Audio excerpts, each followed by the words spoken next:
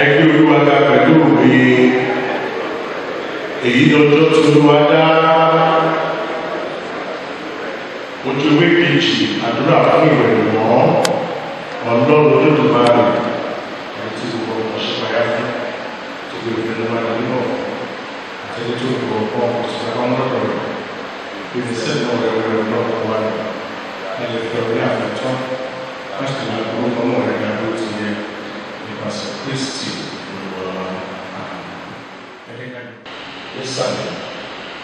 Jésù Kristi olúwa wípé gbọ́ Ísírẹ́lì olúwa ọlọ́run wa ló máa kọ́ ṣoṣo ní ìwọ sì gbọ́dọ̀ fún gbogbo ọkàn rẹ gbogbo àyà rẹ gbogbo inú rẹ àti gbogbo agbára rẹ fẹ́ olúwa ọlọ́run rẹ èyí òfin pè ní èkejì sí dàbí rẹ pé gbọ́dọ̀ fún ọ̀rọ̀ ìkéyìí rẹ gẹ́gẹ́ ra rẹ kò sóògùn náà tó dùn wọ̀nyí lọ àwọn òfin méjì yìí wo òfin àtàwọn òwúrò rọ̀ mọ́.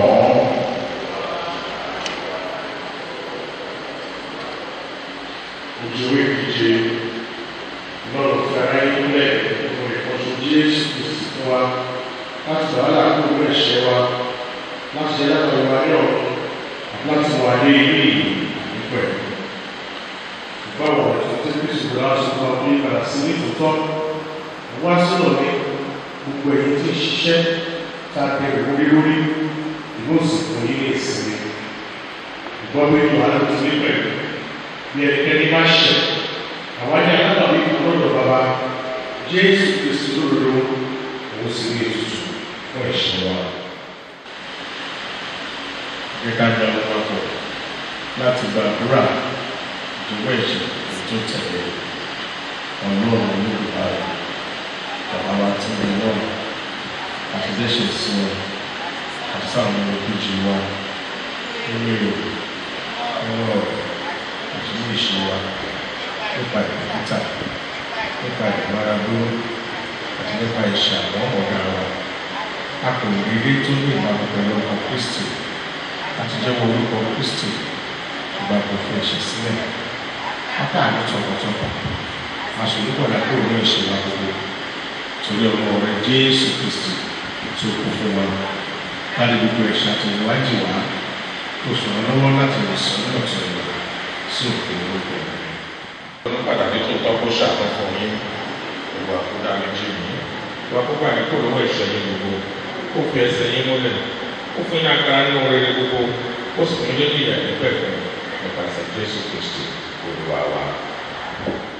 Ayérayé olùfúnni ní ìyè ìwọ tó mú kí a bí ọmọ rẹ bá wa Olusoji Sotonwa ní ìwà àádọ́rin ọdún sẹ́yìn nínú ayé dúpẹ́ lọ́wọ́ rẹ̀ fún àwọn ẹrúrí rẹ̀ láti gbà náà ti dàdúgbò yìí ní ìrẹ̀lẹ̀ dáadáa bí kẹ̀kẹ́ síwájú nípa fífún orí ọ̀fẹ́ rẹ̀ ẹ̀sìn máa dáàbò wọ́n ní gbogbo ọjọ́ ayé wọn lókù àbẹ̀bẹ̀ kí ẹ máa pa wọ́n nínú ewu kí ẹ ràn wọ́n lọ́wọ́ nínú ìdánwò kí ẹ tú nínú ìṣòro kí ẹ ṣe àtìlẹ́yìn fún nínú ewu gbogbo kí ẹ sì gbà á lọ́wọ́ àti àwọn ọ̀tá lórí ọjọ́ ayé rẹ̀ lẹ́kùn nígbà láfíà àti ìgbàlọ́ ọkàn títí yóò fi dé ìsinmi rẹ̀ àìlómi tẹ́tí kò sílẹ̀ fún àwọn ìgbìmọ̀ yìí gbé orúkọ Jésù Kristi olùdáde wa.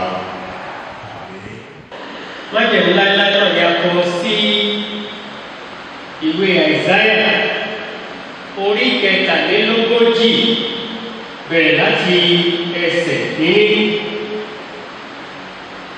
Ṣùgbọ́n nísinsìnyí báyìí ni Olúwa wí, ẹni tó dá ọ Jákọ́bù àti ẹni tó mọ̀ Ísírẹ́lì, má bẹ̀rù, nítorí mo ti rà ọ́ padà, mo ti pè ọ́ ní orúkọ tí èmi ni ìwọ.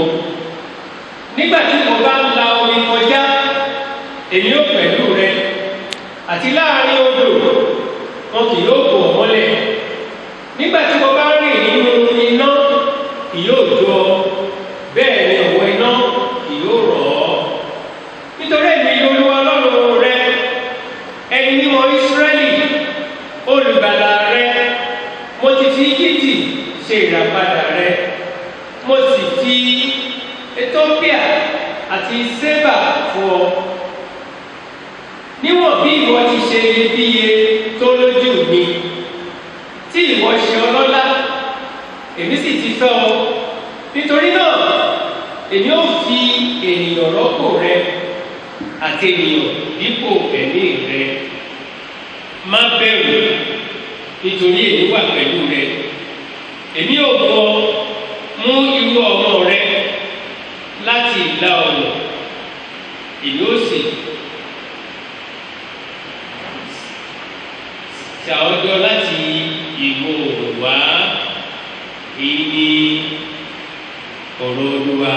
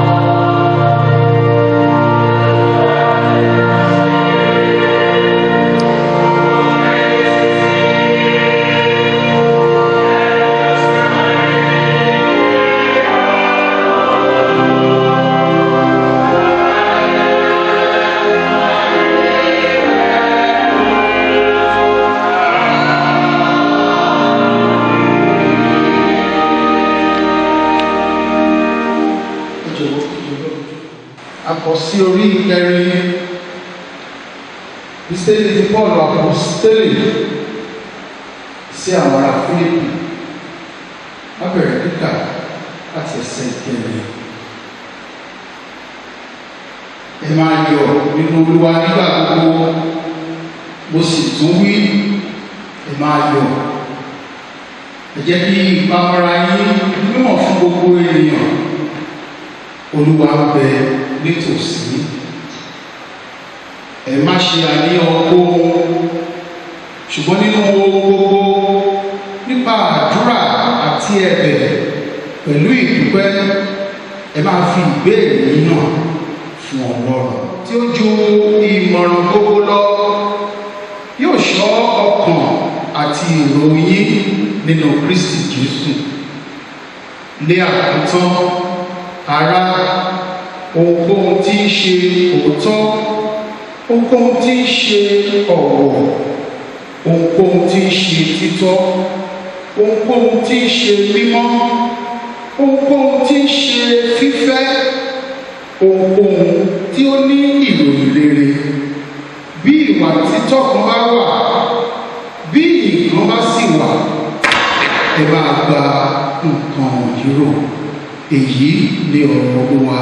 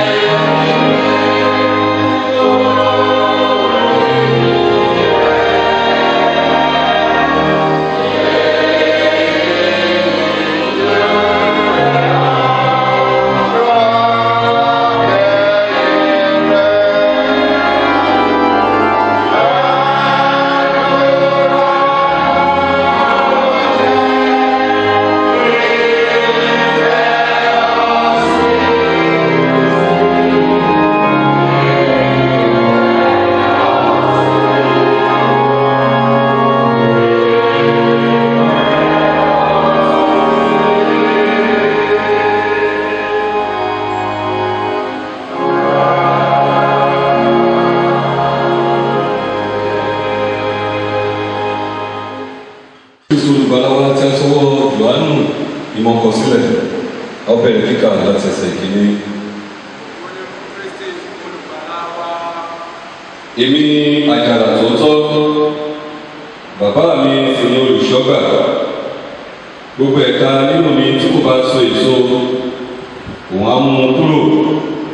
Gbogbo ẹ̀ka tí ó bá sì so èso, òun á wẹ̀ mọ́ kó lè so èso sí i.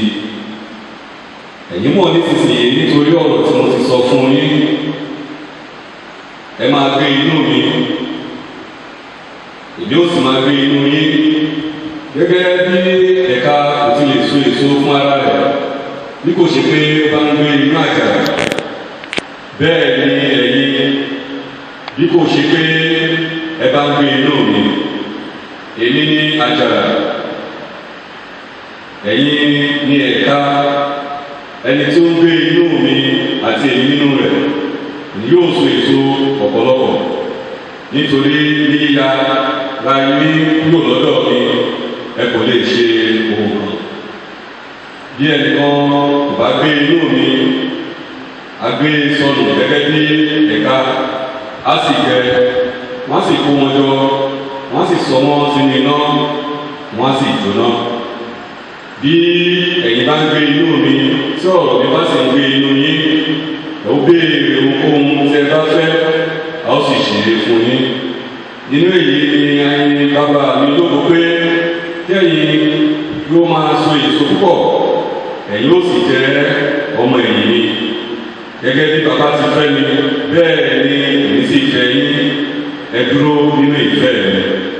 Bí ẹ̀yin bá pa òfin mi mọ́, ẹ ó dúró nínú ìfẹ́ mi, gẹ́gẹ́ bí èmi ti pa òfin bàbá mi mọ́ tí mo sì dúró nínú ìfẹ́ rẹ̀.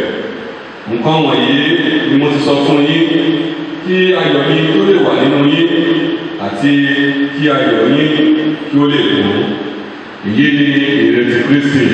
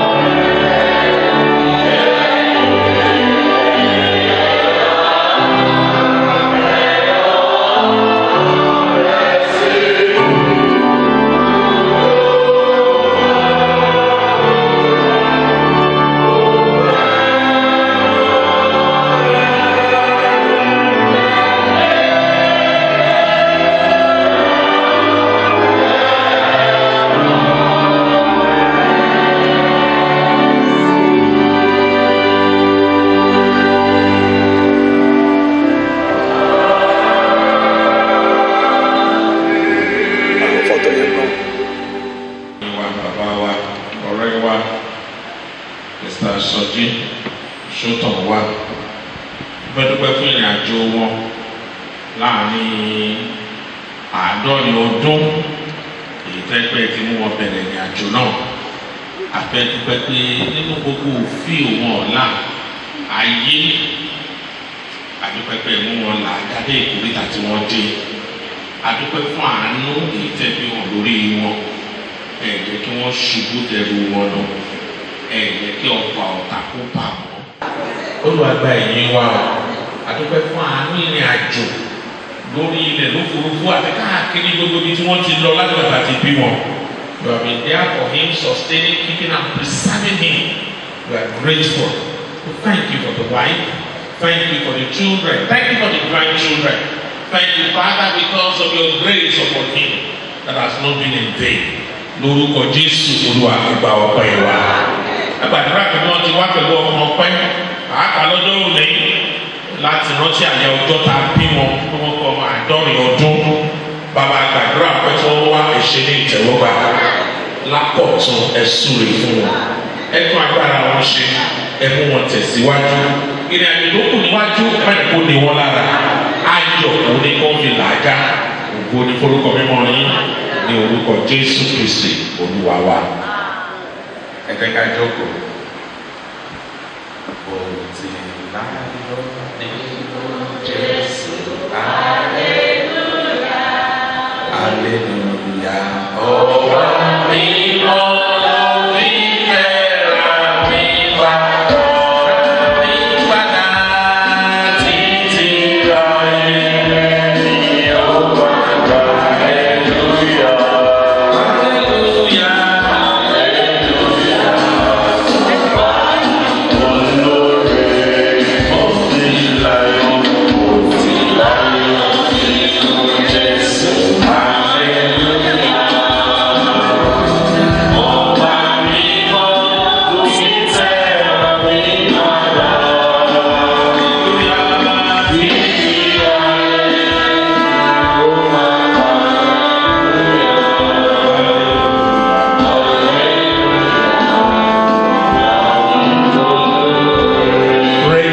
The Lord ṣe ẹ̀ka jókòó à ń ṣe lọ́jọ́ òní láti fi ẹ̀mí ìmoore hàn sí Ọlọ́run pàápàá fún ìgbé ayé arákùnrin wa àti bàbá wa Mr. Olusoji Sotonwa àkí gbogbo yín pé ẹ káàbọ̀ ní orúkọ Jésù. Àdúrà wa ní pé bí ẹ ti débi láyọ̀ ayọ̀ ẹ máa padà lọ sílé o. Mo fẹ́ kí gbogbo àwọn ìránṣẹ́ Ọlọ́run tó wà pẹ̀lú wa nínú èsì yìí pàápàá bàbá wa Canon Eric Odùṣínà tí wọ́n ti fi ìtì tí àwọn náà wá àfẹ́dúpẹ́ fún àánú àti ìrìn àjò lórí ẹnì kọ̀ọ̀kan wa. Bákan náà mo fẹ́ kí àwọn ọmọ ẹgbẹ́ ACF ìyàwó wọn wà fún ọ̀pọ̀lọpọ̀ ọdún ní cathedral yìí tí àwọn náà wà níbí. You are all well appreciated for coming. Gbogbo àwọn bàbá àti màmá wa for the cathedral here around the town in Ijebu, proprietors of schools who are here, all of you are well appreciated, and I pray that God's blessings will rest upon you all in Jesus' name. Ìránṣẹ́ Ọlọ́run táwọn bá dúpẹ́ lọ́jọ́ òní, a nílò láti dúpẹ́ pẹ̀lú wọn. Sunday Olusoji bẹ́ẹ̀ ni ọ̀nà sọ wípé màmá àwọn pé wọ́n ní ẹni ìtàn torí àwọn ìrírí tí màmá là kọjá bí a nígbà tó bí wọn ṣe ń dàgbà. A ti dúpẹ́ nítorí pé lónìí ìtàn tó dáa náà ni ìtàn yẹn ló forí sọ. Therefore we want to congratulate our brother and father Mr. Olusoji Sotonwa's 70th birthday. We pray that many more years in good health, the Lord will grant you in Jesus' name. We also congratulate your amiable consort, Mrs. Taiwo Afolake Sotonwa, who has been by your side for so many years since you got married. We want to thank God for your life together since 1982 that you got married, that you have been able to stay together to weather the storms of life. It is by the grace of God. Ọ̀pọ̀ ló bẹ̀rẹ̀ nígbà tẹ́ bẹ̀rẹ̀ tó jẹ́ wípé bí ọkọ̀ àtayá ọ̀gbọ̀n pọ̀ mọ́ lónìí.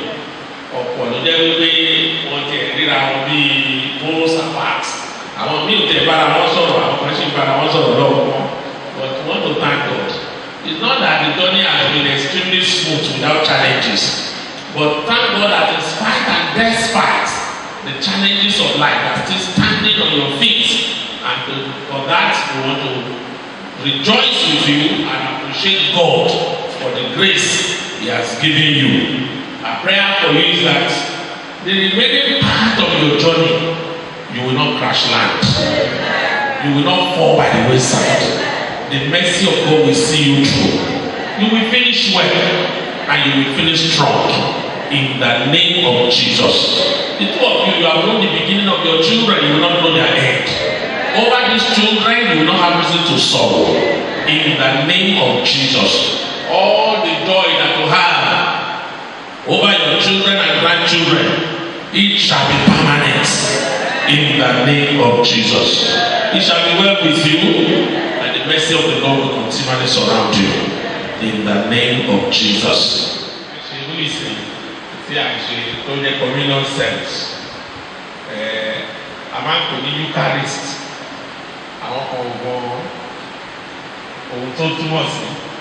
The word Eucharist is from the Greek word Eucharistio, and the root meaning of the word Eucharistio itself is thanksgiving. Jesus sọ wípé ẹ máa ṣe èyí ní ìrántí mi. And for those of us who are Bible students, if you read the Bible you read it regularly, you discover that in the Acts of Apostles, the only service that the disciples were actually, observing was the Eucharist. When we look over today, they break the bread. That is the kind of language that the Bible used in breaking of bread regularly. So they were always celebrating that Eucharist at every service. Because for those disciples, they were even thinking that before they all died, Jesus would have what? Returned back. There was that imminent expectation of the second coming of Christ. That was why the day Jesus was taken away from them in Acts chapter 1, one of them was saying, okay, when will you return the power to Israel? When will you come back? They were just thinking that the coming will be so sudden. I want to thank God that over 2,000 years back, we are still here and we are still expecting the coming of the Lord. But it is because of the love of God for the entire human race in order to bring about the salvation of several souls that Jesus is still tarrying behind. Àdúrà wa ni pé nígbà tí Kristi bá máa dé, ohun mi ò mọ̀ rí kò ní fọ̀sẹ̀ ní kékeré nínú wa. Agbára tí ẹ pé àwọn tó bá Kristi rìn nínú ìrìnàjò wa, Olúwa á dà ní wa lórí. At that time, and he's still a member of the Guild of Stewards up to today. So having served for over 40-something years, maybe 46 years, and going to 50 years in another, by 2028. Therefore, we want to thank God for that grace that God has bestowed upon you. Àdúrà wa ni pé lórúkọ Jésù, àánú Ọlọ́run kò ní dásẹ̀ lórí ayé yìí.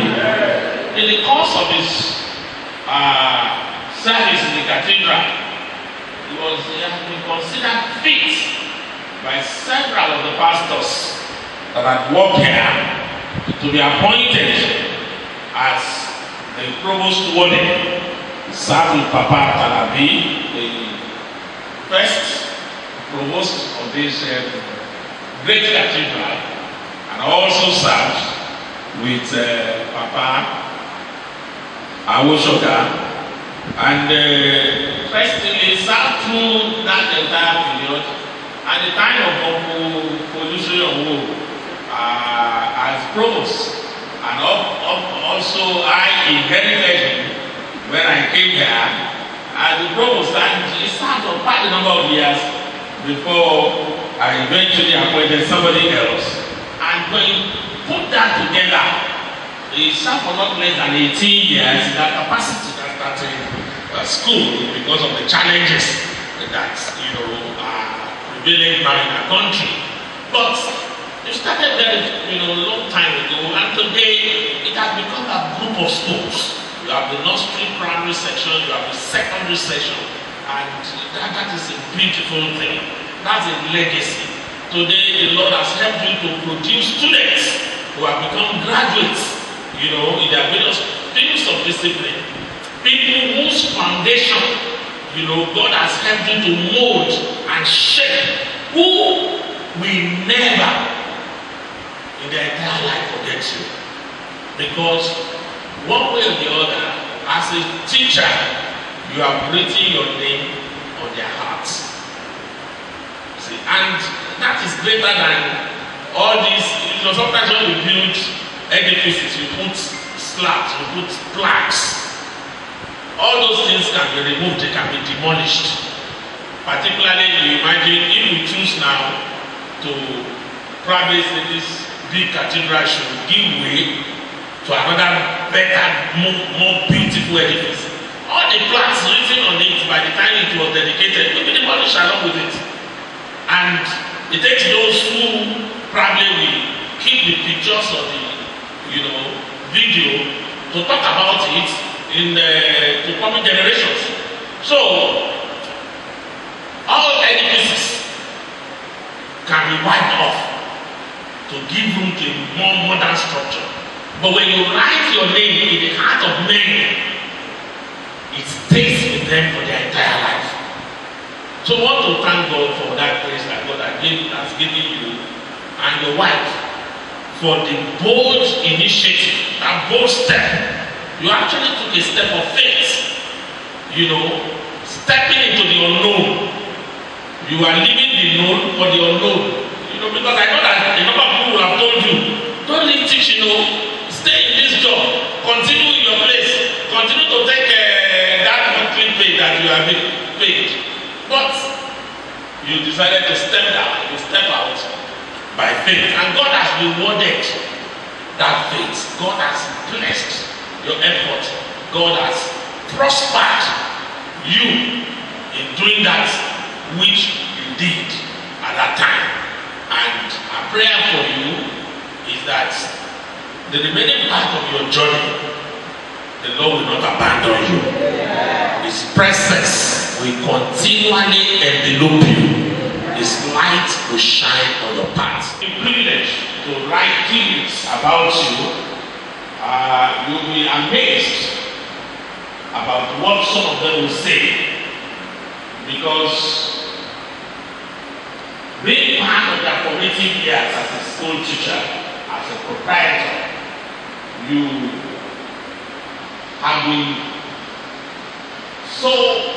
have played a critical role in the life of those students, for which we always be grateful. And I know that because not only are you just trying to mold their character by way of education, as a Christian, you actually took your faith to the school, teaching them the ways of the Lord, nurturing them by those things that you to have learned from the scriptures. So invariably, you have impacted the Christian faith into the life of several of those children, for which they will always be grateful for what God has used you to do.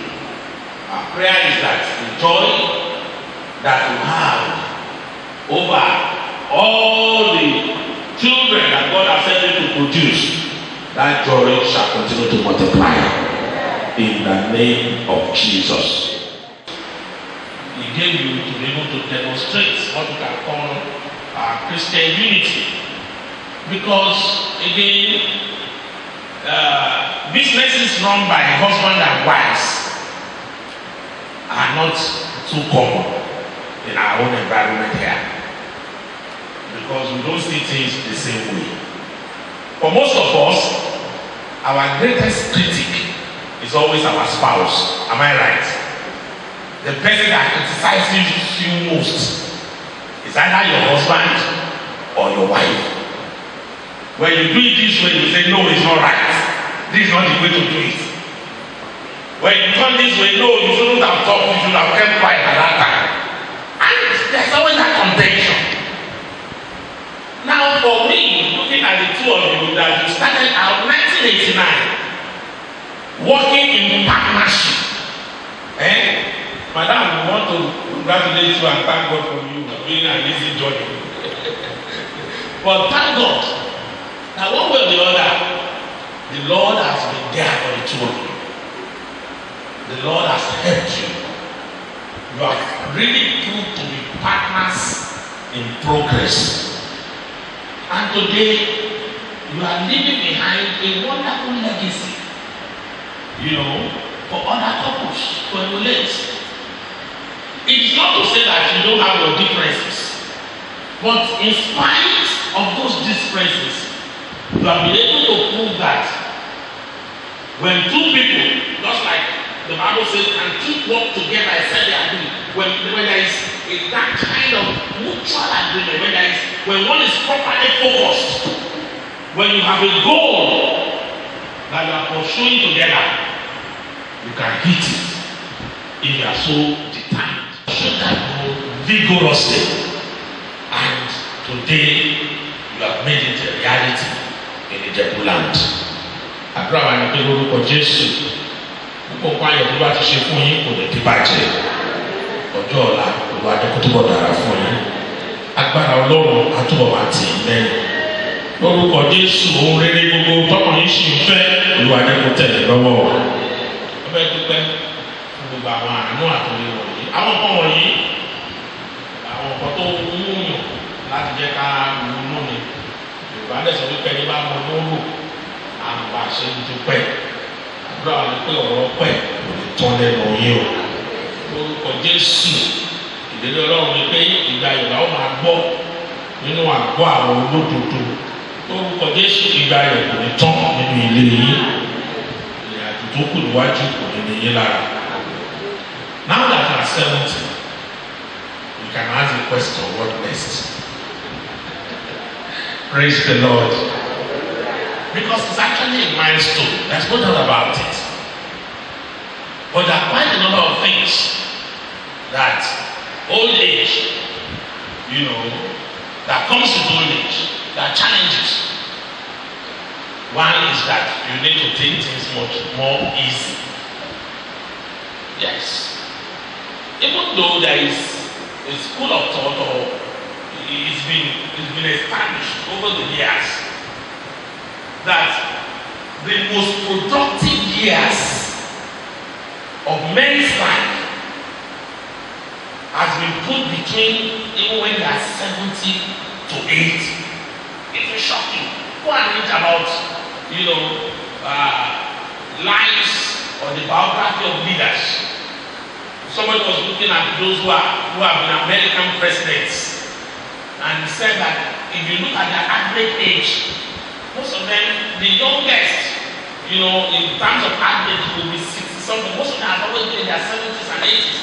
And leading that kind of country that has become what we can call a world superpower, that's the time that they are at their best. Most people that have probably established corporate bodies, institutions that have founded them and made very serious impact are elderly people. But the intention or one of the things that have been their very great support system is that at that age they are able to focus properly. Look at Abashi Kere. There are so many things you pursue as dreams.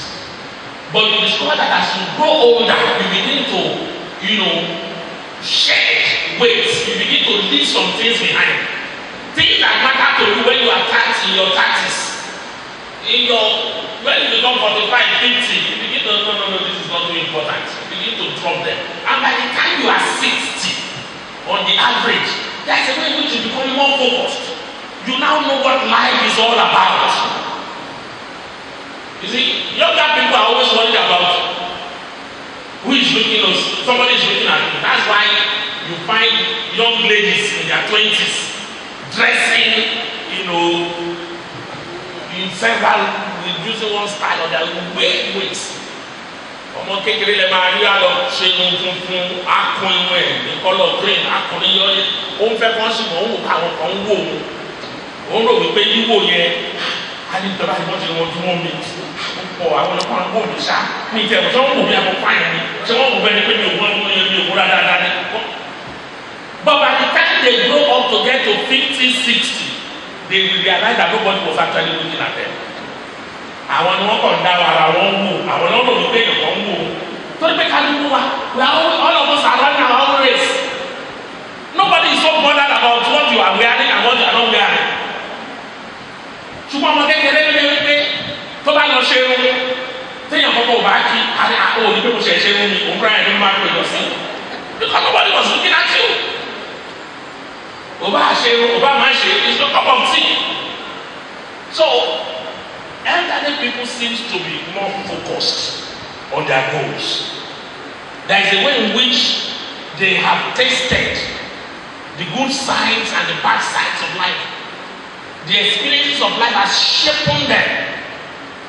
Weathers of life has hit them from various sides.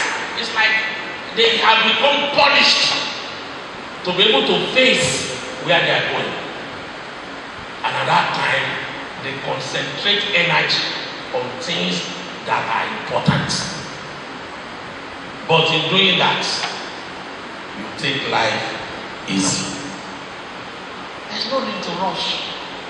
And the people about killing, there is that time you begin to acquire. You buy this, buy this.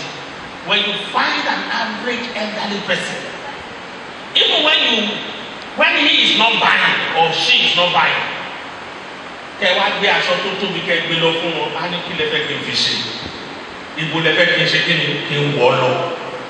Tell me what it sí ìrànwọ́ a máa ronú pé gbogbo eléyìí tí mo ti rà sílé yìí ní òde tí ì ṣe kí ni ìdí ìdí bí mo wọ́ sí. Ṣùgbọ́n tí a bá lọ ọmọ 20 ọmọ 30 gbogbo àkàrà tó bá dà gbogbo ẹ̀ ló máa ṣe kí ni ó máa wọ̀ lójú. Torí wípé it is the age of acquisition. A máa rò gbogbo ó máa rò wípé life wọn máa wà determined by how much things have acquired. Kò dẹ̀ mọ̀ pé gbogbo ọ̀pọ̀ tó ń kó jọ yẹn pàǹtí ni wọ́n.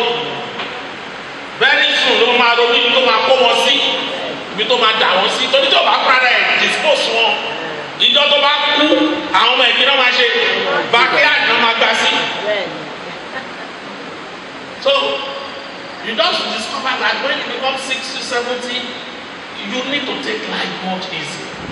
You see things clearly. You now know what life is all about. You now prioritize. It is things that are important to you that you now spend your time doing. And if there is one of the things that I like to call your attention to doing, it is still that you need to serve God more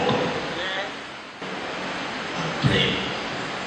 I was shocked when I was reading one of the few books, or one of the last books, apparently it's the last book written by Billy Graham. Billy Graham was a very popular American evangelist. And he lived very close to 100, maybe about a few months to his 100th birthday or so that he died. And the man said, you know, maybe somebody interviewed him, or maybe there's one of his last interviews, said, what would we have done differently if you have to come into life again, come back to this world again? He said, I will read my Bible more and I will preach less. He was a great preacher. But he said, I will read my Bible more and preach less. And that's, you know, shocked me. Because iṣẹ́ kan tí ọ̀rọ̀ Ọlọ́run máa ń ṣe ní wípé it transforms us. Ọ̀rọ̀ Ọlọ́run máa ń yí wa padà. Ó ní yẹn sọ wípé mo fẹ́ kí dàbí Jésù nínú ìwà pẹ̀lẹ́. Kò sẹ́ni tó gbọ́rọ̀ nínú ẹ̀rọ rẹ̀.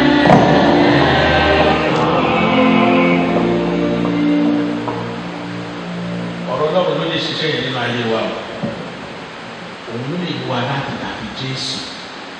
bàbá ti ń kà á sí lójoojúmọ́ òun wọn máa mú gbogbo ìdàrọ́ ìdọ̀tí á máa mú wọn kúrò ní ayé wa á máa fọ̀ wá mọ́ ẹni ìta kàlẹ́ ẹ̀kan gbogbo wa lórí kẹ́ẹ̀dógún ẹsẹ̀ kẹta ó ní èyí mọ́ nísinsìnyí nítorí ọ̀rọ̀ tí mo ti sọ fún mi you are clean now because of the words I have spoken to you ọ̀rọ̀ náà ló ń fọ̀ wá mọ́ therefore none of us can outgrow that Bible the reading of the Bible we must be intentional about it we must spend more time meditating on it we go to our weekend ẹsẹ̀ kẹjọ ó ní ìwé òfin yìí kò ṣe kí ni o gbọ́dọ̀ kúrò ní ẹnu rẹ nínú rẹ ló gbọ́dọ̀ máa ṣàṣàrò lọ́sùn àti lóru ó ní nígbà náà òun ló máa jẹ́ kó o lè ṣe rere kò sì mú ọ̀rọ̀ rẹ tọ́ agbára wà nínú ọ̀rọ̀ rẹ òun ló tó láti gbé wa dúró òun rẹ ló lè ṣe wá yẹ fún ìjọba Ọlọ́run òun ló lè mú wa láti dàbí Kristi òun ló lè jẹ́ kájẹ́ni tó máa jẹ́ni tó máa pé tó máa kojú òṣùwọ̀n nígbà tí bàbá náà bá wá ṣí wa lọ́wọ́ iṣẹ́ nítorí náà mo fẹ́ sọ wípé ìkan nínú ohun tí ẹ gbọ́dọ̀ prioritize is your relationship with your God. Today, unfortunately again in our country, the issue of religion has become like a business. And today you find a lot of people criticizing either the church or church people or church leaders or those who are leaders of Christian organizations. Well, whichever way we look at it, maybe because of ostentatious life that they have observed in the life of those who are leaders, maybe because they have seen that most of the time those of us who preach, we don't live the way we preach. We say one thing today, we do something else at the back. The fact that the church should be doing more than what you are doing, particularly today in a depressed economy, you find leaders of churches living in affluence, and members are, living from hand to mouth. And some people wonder, what is the church doing about all these challenges? Are we addressing it? Can't we still do something to ameliorate the sufferings of the masses? Well, of course, it's a challenge in our own environment. One, because maybe we have always been thinking that the government will provide what we can call social services that will take care of all these issues. But in Nigeria, it has become like maybe we have all accepted the fact now that the government cannot do much, or they have told us that we cannot do much. Because each time you find successful government coming into power, they promise so much only to deliver so little. And today it's like they're telling us don't expect anything. And that's why people are now trying to think if the government failed us, the church should not fail. We should be there for our people. Of course, again, if you look at the Anglican Church in its formative years, they came one of the their tripod stand on which they brought, the gospel, the good news of Jesus Christ is with the church, education, and the hospital, the health of the people. It was the CMS, our CMS, when they came, they were the one that introduced, the gospel message, and they established churches. And you find that in most places where they established those churches, they started a school.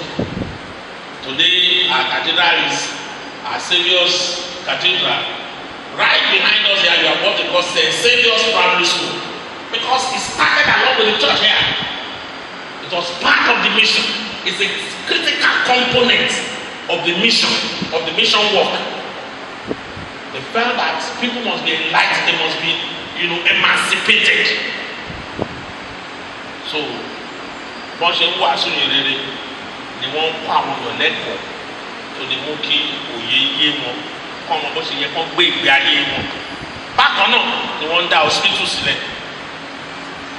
And those years, you find that either the catechist or the reverend or the wife will be involved in teaching or as a nurse looking after the health of people.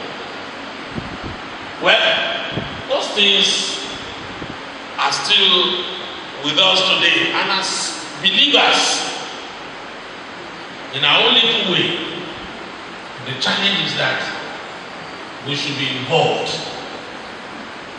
in the life of those who are less privileged around us. God has deposited so much in you. God has blessed you. He has even made you a blessing, even to those wonderful children that you have raised through that tea school. You can always still think, what more can you still do? In what other ways can you still impact the life of the downtrodden, of people around you? In what way can you still put smiles on people's faces?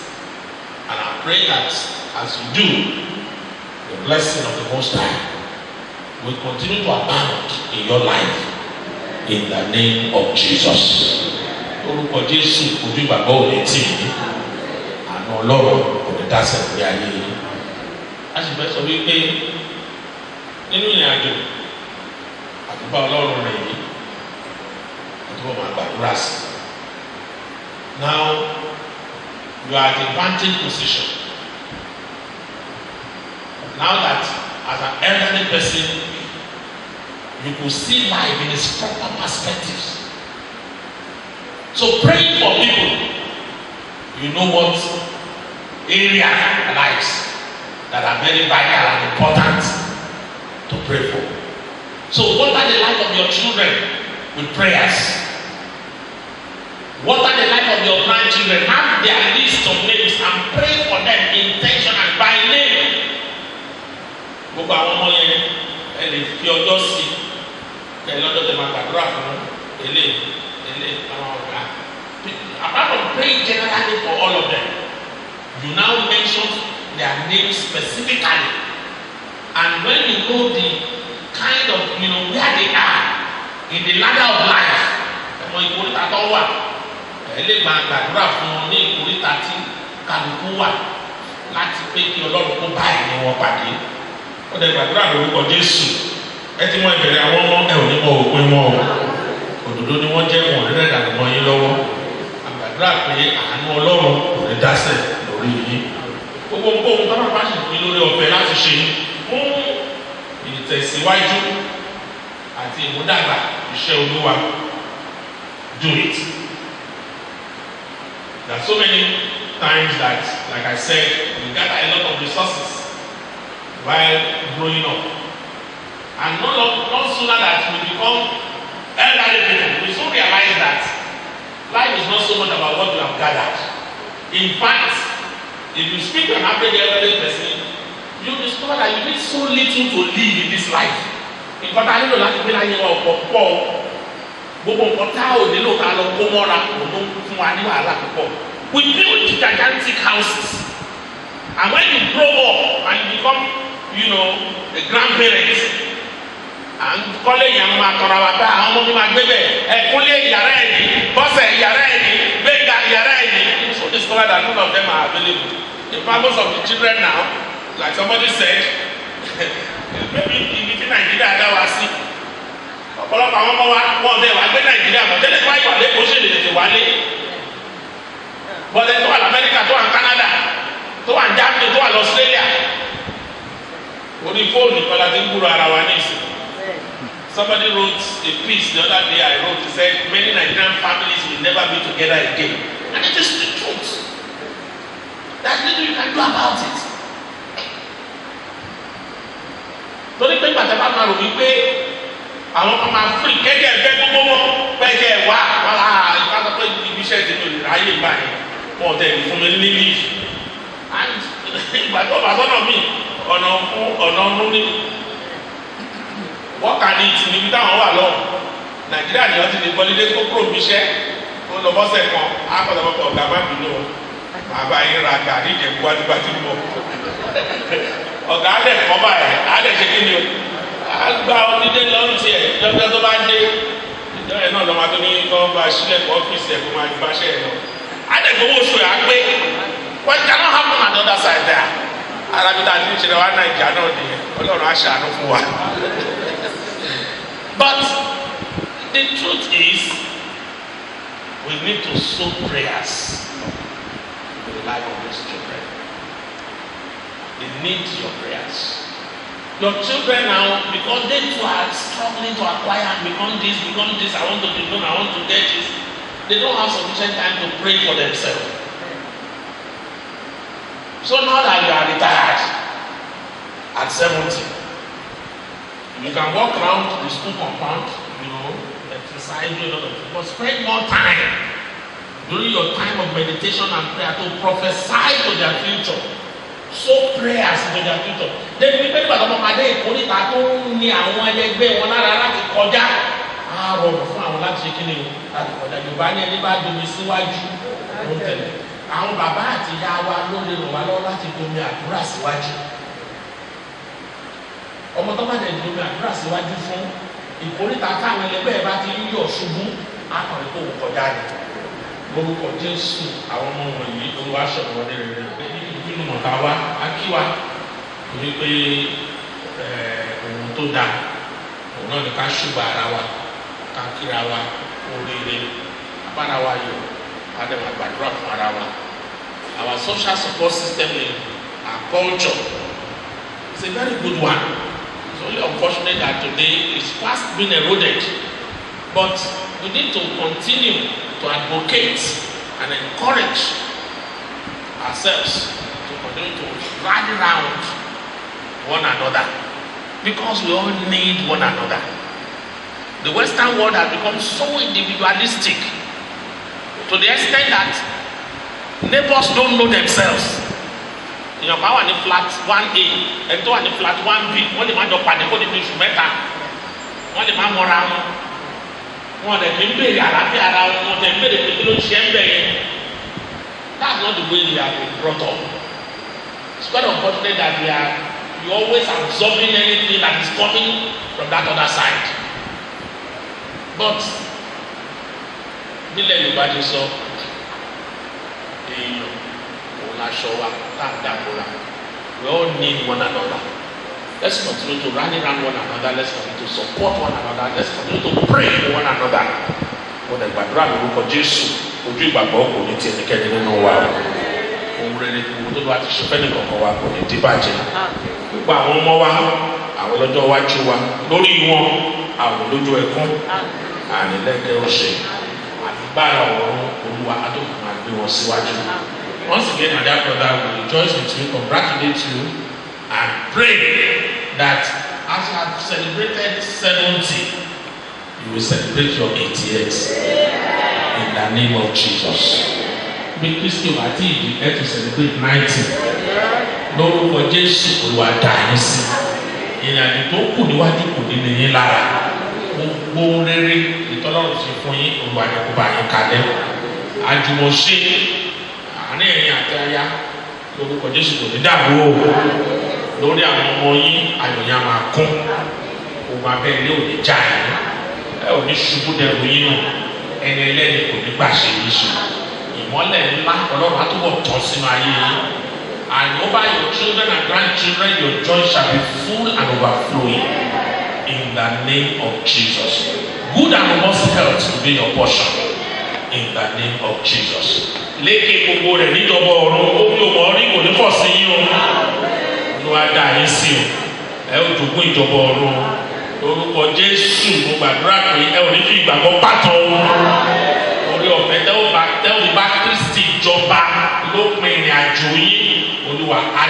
yín lórí bẹ́ẹ̀ ló máa rí gbogbo wa tá a wá mo gbàdúrà lórúkọ Jésù as we go from here the presence of God will go with us the power of the Lord will overshadow us grace will be available for each of us at every stage of life that we are in the name of Jesus ìkọ̀ọ̀kan wa a ò ní ṣubú dẹrù wa ìpín òkùnkùn kò ní jọmọ́ wa lára bójú ní Sátánì gbìyànjú tó lórí ayé wa ọ̀tá ò ní ṣàṣeyọrí a ó ga ju ọ̀tá lọ ọjọ́ ọ̀la á dára fún wa bẹ́ẹ̀ ló máa rí lórúkọ Jésù Kristi Olúwa wa.